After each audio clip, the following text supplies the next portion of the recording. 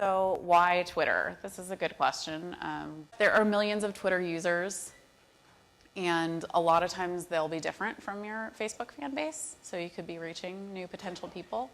It's kind of an interesting platform because you only have 140 characters to tell your story, so you have to be short, you have to be brief.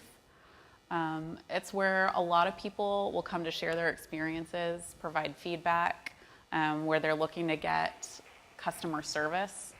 A lot of times we'll get questions on Twitter like, I'm having trouble with the volunteer department, what can I do? Well, I mean, we can give them the email address to our volunteers and try to help them as best we can. How does Twitter work? As I mentioned, it's up to 40 characters per tweet. That includes all punctuation and spaces. And if you want to include a picture in your tweet, that also takes up room. So short and sweet is kind of the end game for Twitter. The messages that you write, which are also known as tweets, are public. You can create a private profile if you want to do that personally. I would definitely not recommend that for an organization. You would want to do something public. And the other thing that's cool about Twitter is it's similar to Facebook, as in you can do it on your computer, you can be on your phone and check updates, you can be on your iPad. It's just one of those cool apps that you can check from anything. These are some of the Twitter key terms. I'm not going to read through all of them, but I may reference some of these.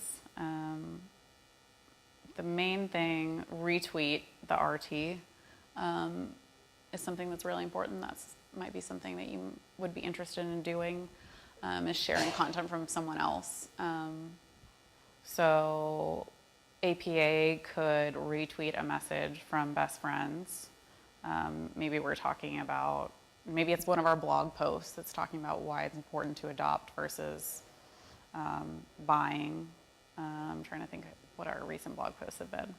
Can't think of any. But you can share content from another page, which is pretty cool. And then I mentioned hashtags for Facebook. Hashtags are very popular on Twitter. So wherever you can, try to fit in those hashtags. On Twitter, we try to use hashtag save them all a lot. And we will also monitor that hashtag to see who's using it, to see if there are conversations that we can join, any questions we can respond to, just kind of keep an eye on, what people are saying about Save Them All, because that's our motto. You can also check hashtags like adopt or adopt don't shop, and just see, what people are talking about, kind of gauge the general conversation, which is always interesting, and you can always jump in and respond to people and engage that way. And then, as I mentioned, since there are only 140 characters, it's really important to shorten your links to make sure that they will fit within a tweet. We use Bitly at Best Friends. It's a free tool. It's very cool. You can also customize your links. We use Bitly for Facebook as well because it tracks how many people click through. Very useful. Twitter is relatively easy to sign up for. You just fill out a profile and include a picture. Generally, that's going to be your organization's logo. They kind of have this new cool layout that they've introduced in the past year, so it's almost like a cover photo. They're trying to make it look more like Facebook, essentially. But when we go through it, you can see there's like a cover photo area and then your Twitter icon as well. Tweeting tips, same thing as Facebook as far as content. People like links to interesting stories. They like blog posts, deals. You can get away with a little bit more cheekiness on Twitter than you can on Facebook. It can just be a little funny. That's kind of more of the platform and the people that are on it. And a cool thing that has been doing really well on Twitter is if you actually just use twitter.com. We use Hootsuite to manage our Twitter account. But if you go to twitter.com, you can upload a photo within your tweet, and it makes your tweet much bigger on the Twitter newsfeed. and it just looks really cool. It's very visual. So if you have a good photo you can include in a tweet, definitely do that. The only problem being that a photo will take up characters. So kind of got to be aware of that. So if you're doing a photo and a link, then you're not going to have very many characters to actually switch. Okay. So the question is, how valuable is Twitter in managing like a smaller group of about 1,000 volunteers? And I would say it's not very valuable for you. I would say for the organization overall, it's nice to have a Twitter presence if you have the time and resources to manage it. If you are concerned about time and resources, I would definitely say that Facebook is number one. It's number one for us. It continues to be number one for most animal welfare organizations. Instagram is another cool tool that people are using. And that's something that has grown immensely for us as well. And that takes a little less time than Twitter, I would say. For Twitter to be valuable and successful for you, there has to be time spent on it.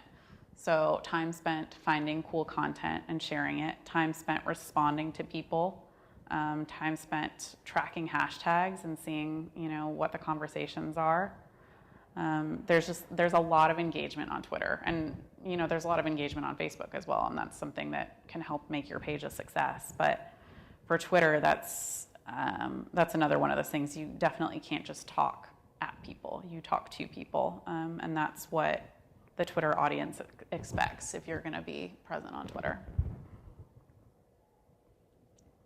So best practices, relationship building is key. Listen for comments about you, respond to comments and queries. You can also do a search. So not only can you see people who are tweeting directly to you or mentioning you, but you can do a search for your organization and see where else you're mentioned, where people might not even realize that you're active on Twitter. You can ask lots of questions on Twitter. That's one of those things where if there's like a trending, like the other day, it was National Love Your Pet Day or something like that. So we posted a cute picture of a dog giving a kiss to one of our caregivers, and then just asked, it's National Love Your Pet Day with the hashtag, how are you celebrating, or show us how you're celebrating. So Twitter's a great way to kind of build engagement like that, where it's just general questions you can ask your audience and get them to respond to you and engage with you and kind of build your brand that way.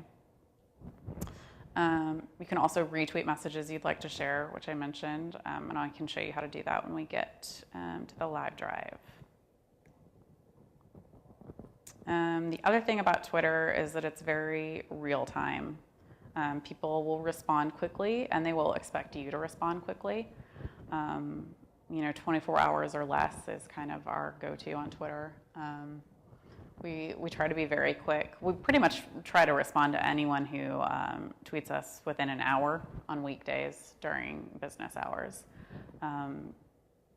After hours are one thing, and weekends are another thing. And we do monitor and respond on weekends as well. But there is definitely an expectation that if you are active on Twitter, then you should be active and you should be responsive.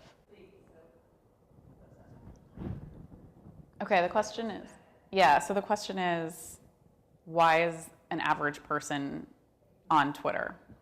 The answer is because people like to talk about themselves. It's narcissism. Twitter is a microblog, essentially. So gives you 140 characters to say what you ate for breakfast or say that you just worked out. Oh, people love to share their workouts. CrossFitters especially like to talk about their workouts.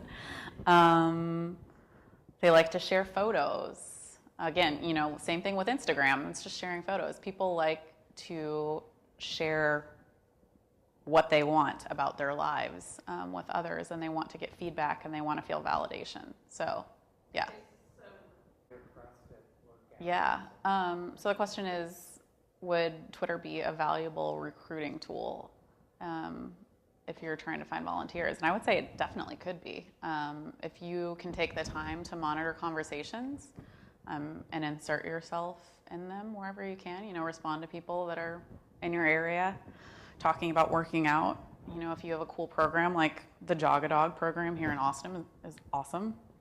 If you have a program like that, and you have a presence on Twitter and you can reach out to people, you can absolutely use it that way. And how much time do you think? People really like the activity and the kind of, the constant feedback. I think that's what people look for on Twitter is, that immediate gratification and a response right there. Yeah, the question is, when we launched our Instagram, did we see a decrease on Twitter? Like, was there any cannibalism? And I would say there isn't. Instagram overall has a very young audience, very young, which is kind of cool because, you're reaching new people. And Instagram is a place where you can post a little bit different content, more, behind the scenes, funny photos with funny captions. It allows for a little bit more creativity, just because it's the nature of that channel. And then you can also, again, utilize hashtags on Instagram to get your photos seen by more people. No, we didn't see any drop. Yeah, our Twitter continues to grow. And we don't really do advertising on Twitter. We've done it a couple times, but I can't think of, more than a handful of times that we've done actual paid advertising on Twitter. Here, I'm gonna actually pull up the Twitter. So this is our best friend's Twitter account. God. So this is that cover photo that I was talking about. This is the icon. Sprout Social has a very cool resource. It's a guideline for social media image sizes. I would highly recommend checking it out. It tells you the sizes needed for images on Facebook. Like the ideal image size to post on Facebook is like 1,200 by 1,000 pixels. Sprout Social, and it's a social media image guideline. And if you Google it, it'll come up. And it's actually in a Google spreadsheet, so it's constantly updated. But it tells you exactly what image sizes you need, which is really great. It tells you, your Facebook cover photo, Facebook events, Facebook timeline, Facebook advertising, Twitter, Instagram. Instagram is like 2048 by 2048, I think. But Twitter, the ideal size is longer. It's like 800 by 400 or something. So there are a lot of varying image sizes, and if you can get, the ideal image size for whatever you're posting, it's gonna show off the best. That's definitely good. Okay. Yeah, absolutely. Thank you. So this is our Twitter account. These are our tweets. You can, on Twitter, pin to the top of your profile page the same way that you can on your Facebook page. That's a newer feature that they rolled out when they did this kind of new layout. Again, Twitter trying to be more like Facebook. And you can see, so like this tweet here had 20 retweets. That's what these little arrows are.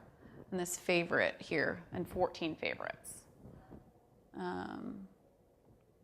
This is something that we retweeted. This is with the National Love Your Pet Day, and this did really well. It was 129 people favorited it, which for Twitter is kind of a lot for us. And you can see, I showed you this post on our Facebook page as well, and the images are completely different sizes. So this is optimized for Twitter versus the one that was optimized for Facebook. And as you can see on the feed, it shows up and looks really nice. So, this is a lot more likely to catch your eye than just this. So we try to do that whenever we can. You can also see who you're following, followers. One thing cool about followers is it shows you verified followers as well. And verified accounts are normally either organizations or celebrities or brands with a certain amount of followers. So These are just some of ours. None of these are famous to me. E-Online, there we go.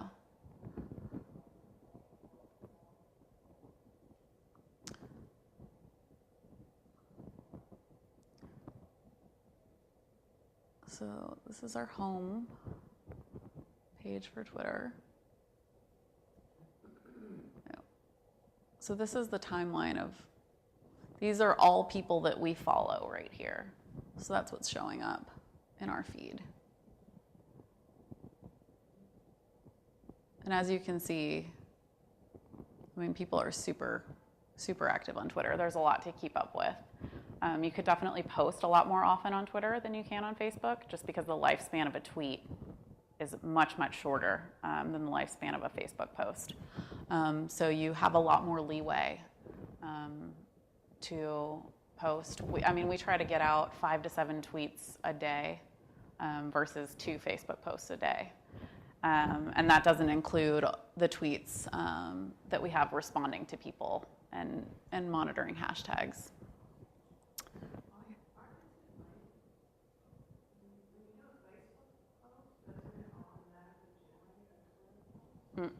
You can set that up. I would not advise setting that up because, oh, hello. See, wonderful live tweeting example. I would not recommend linking your Facebook to your Twitter because they're such different platforms that if you do a Facebook post and link it to Twitter, it's going to get cut off. It's going to be shortened, and people will have to click through to Facebook to look at it. You want to post content that is crafted for Twitter, crafted for people to be able to see the whole thing at once. So this is very cool. This shows all the retweets, the people that follow us, mentions, dealing with trolls.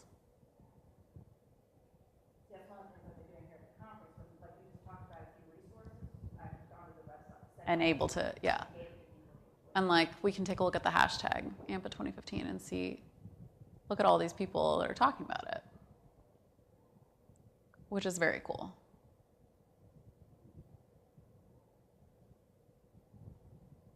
And so I'm sure you're following the hashtag and then responding to these people. So great way to engage. Even though they're not necessarily tagging American Pets Alive on Twitter, they're using the hashtag. So you can still respond with them and kind of create a conversation and let them know, you're paying attention to what they're saying. The other thing that's cool about using this, you can do verified users. So again, those are like the more